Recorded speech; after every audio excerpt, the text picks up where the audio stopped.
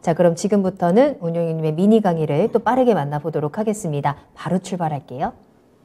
예, 자, 지난주 제가 미니 강의 주제와 비슷할 것 같은데, 지난주 제가 미니 강의 주제를 주가가 많이 올라왔기 때문에 속도 조절과 종목 차별 장세에 대비를 하자. 제가 그런 주제를 갖고 말씀드렸거든요. 그와 약간 비슷한 맥락을 봐야 될 것 같은데, 주가가 결론 뭐냐? 빠르게 가지 않는다. 현재 이제 주가가 2,400까지 올라왔으니까. 네. 그래서 종목에 집중을 해야 되는데 왜 그래야 되는지 이제 그 이유를 좀 설명해 좀 드리면서 말씀드리고 싶은데요. 자, 최근에 지수가 이제 대형주 중심으로 해서 좀 빠르게 좀 반등이 나왔어요. 특히 이제 은행주들이 많이 올라왔습니다. 근데 은행주들이 개인 투자가들이 거의 없어요.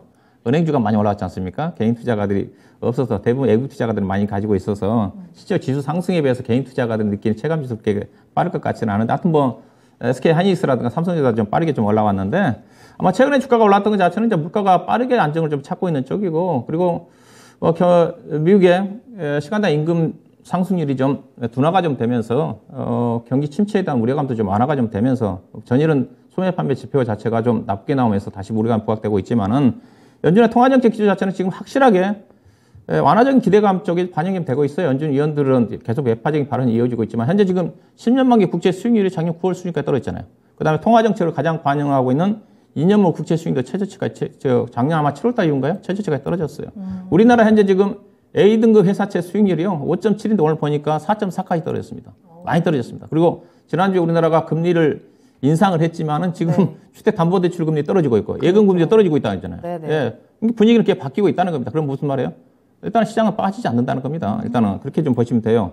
일단 최근에 주가가 빠르게 올라갔던 것 자체는 대형주 중심 올라갔던 것 자체는 외국인 수익들이 적극적으로 매수를 좀 참여를 했고 그 다음에 공매도 세력들의 이제 소커버도 그런 영향이 있었다고 좀 봐야 될 것 같은데요. 그래서 현재 시장 자체는 개인적으로 바닥은 좀 나왔다고 봐요. 제가 상반기가 고비라고 특히 1분기가 고비라고 얘기하고 있는 쪽인데 이미 저점이 나왔을 가능성이 큰데 문제는 뭐냐?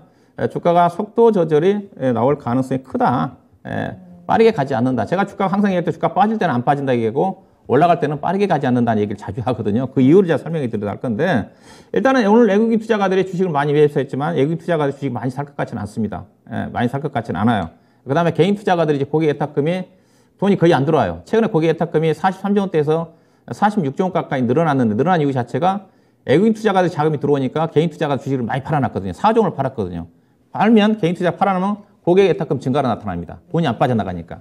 이제 신규 자금은 없어요. 근데 개인 투자가들이 현재 실질적으로 돈 유입되기는 당장 쉽지는 않을 것 같아요. 개인 투자가 어느 정도 투자 아직도 불안하게 보시는 분들 계시기 때문에 주가가 좀 올라가면서 좀 더 금융 완화가 돼야지 돈이 들어오지 않게 봐야 될 것 같아요. 문제는 뭐냐?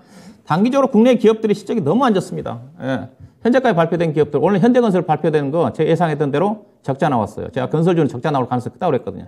가이던스가 1,600억인데 500억대 나왔고 문제는 단기 순손실이 제가 예상했던 대로 1,200억 적자가 났어요. 근데 주가는 안 빠질 겁니다. 근데 문제는 이런 것들이 밸류에이션의 부담이라는 거죠. 밸류에이션의 부담으로 작용할 수밖에 없다고 좀 봐야 될 것 같고, 봐야 될 것 같고, 그래서 제가 이제 우리 시장을 얘기할 때, 코스피 시장은 로우 리스크, 현재부터는 로우 리스크, 로우 리턴이다. 리스크도 제한적이고 올라가기도 쉽지 않을 것 같다.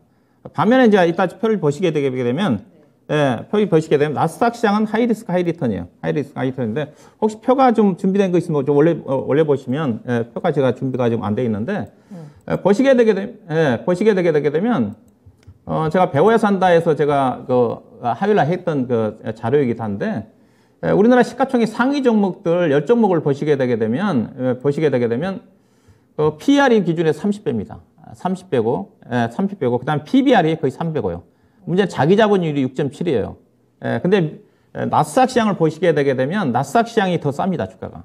나스닥 시장이 PER이 하면 20배고요. 우리나라가 30배라고 그랬잖아요. 그리고 PBR은 대신 나스닥 시장이 11배 비싸요. 근데 나스닥 시장의 자기 자본율을 애플에서부터 해가지고 시가총액 10종목을 보시게 되게 되면 제가 뭐 암전 밑에까지 본다 한다면 자기 자본율이 57%입니다. 제가 이제 강조를 할 때 자기 자본율의 중요성을 얘기를 하는데요. 자기 자본율이 ROE거든요. 이른바 정기예금 성격이라고 보시면 됩니다. 이게 우리 시장하고 미국 시장의 차이가 뭐냐. 앞서 우리나라는 자기 자본율이 6.7이에요. 시가총액 10종목에. 삼성전자에서부터 해가지고 삼성전자, LG에너지솔루션, SK 하이닉스, 포스코, 현대차 중심으로 해가지고 10종목 평균해 보니까 6.7이고 나스닥 시장은 57입니다. 이 말은 무슨 말이냐? 나스닥 시장이 6배 올라갈 때 우리나라는 60% 올라갈 때 우리나라 10% 올라간다는 겁니다. 예. 대신 우리나라 시장의 차이는 뭐냐? 나스닥 시장 PBR이 제가 앞서 얘기했다시피 PBR이 11배라고 그랬지 않습니까? 우리나라는 3배. 예. 근데 나스닥 시장 PBR은 지수의 하방이거든요. 나스닥 시장 빠지면 더 내려갈 수가 있어요. 자산 가치가 약하기 때문에. 근데 우리나라는 3배예요. 문제는 제가 아까 대형주들이 쉽지 않다는 이유 자체가 우리나라 코스피 PER이 지금 2360포인트 기준에서 11.7배라고 하거든요. 예. 2011년도 6월 달에 코스피 지수가 3316포인트 갈 때 그때 PER이 11.7배 현재가 똑같습니다. 그 말은 무슨 말이냐. 우리나라 실적이 2011년도 비해서 실적이 급감했다는 거죠. 예. 근데 시가총액 상위 종목들이 PBR이 3배고 자기자본 6.7인데 근데 우리나라 시장의 평균 PBR은 0.9거든요. 무슨 말이야? 시가총액 상위 종목들이 훨씬 높아졌다는 거죠.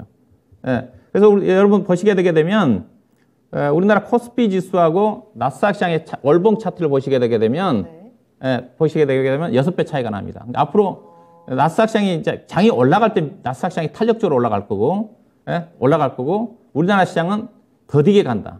왜냐하면 이익률이 떨어지기 때문에. 이게 자기자본율이 제가 중요하다고 얘기를 하고 있는 쪽이거든요. 우리나라 기업들의 자기자본율은 평균 6.7%밖에 안 되기 때문에 정말 더디게 간다. 미국 시장은 좋아지면 나스닥 시장이 자기자본율이 50%가 넘기 때문에 빠르게 가는 거고 대신 우리나라 시장은 이제는 안 빠진다. 그래서 주가가 빠르게 가지는 않습니다.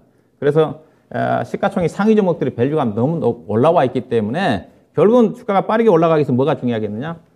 결국은 경기가 좀 예상보다 빠르게 좋아진다든가 그러면서 기업들의 실적이 상향 조정이 좀 돼야 되겠죠. 현재 삼성전자가 PER이 22배거든요. SK 하이닉스 적자고. 현재 실적 자체는 내년도 실적을 보고 하는 거니까. 근데 내년도 또 어떻게 될지 모르는 거거든요. 그래서 이런 것들을 확인하는 절차를 좀 거치면서 이제 표가 좀 나오죠.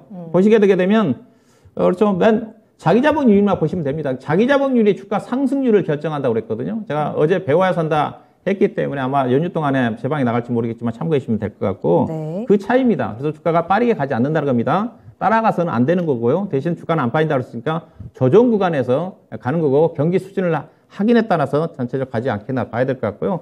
그러다 뭘 봐야 되느냐? 지수보다는 종목에 집중하시라고 그랬으니까 종목별 차별화 장사 좀 전개될 것 같아요. 이게 앞서 PBR이 코스피 지수가 평균 PER이 20개 종목이 10종목이 30배고 PER 2.3인데 우리나라 코스피 PER은 지금 10.7배니까 11.7배니까 다른 것들이 많이 싼 종목들이 있다는 거지 않습니까? 그들 종목을 보시면 될 것 같아요. 업종으로 보면 제가 현재 경기수를 본다는데 앞서 얘기했다시피 건설기계, IT, 건설기계, 그 다음에 의료기기, 그 다음에 신재생에너지도 성장하고 있는 쪽이니까 로봇 관련 종목들은 테마 관점에서 여전히 괜찮을 것 같고요. 그 다음에 2차 전지 관련 종목도 충분히 가격이 좀 많이 낮아졌기 때문에 관련된 종목 쪽에서 종목을 좀 잘 찾아봐서 종목에 집중하는 전략이 좀 필요하지 않겠는가 그렇게 말씀을 드리도록 하겠습니다. 네.